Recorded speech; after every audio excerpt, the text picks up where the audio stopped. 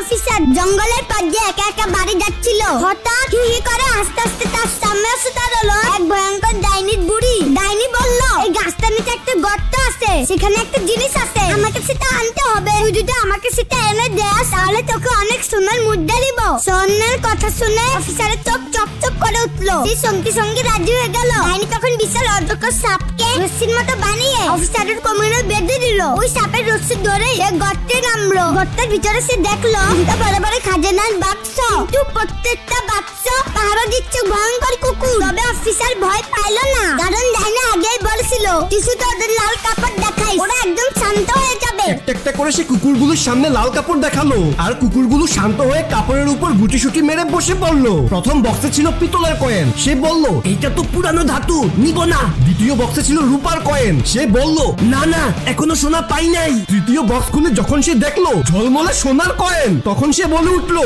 এইবার মজা হইছে। এমনকি নিজের জামার মধ্যেও সোনা ঢুকাই ফেললো। গর্ত থেকে বের হওয়ার আগে সে একটা জাদুর বাক্স দেখে সে ওইটাও নিয়ে নিল। ডাইনি বুড়ির কাছে এসে সে বলল, এই বাক্সটা কি?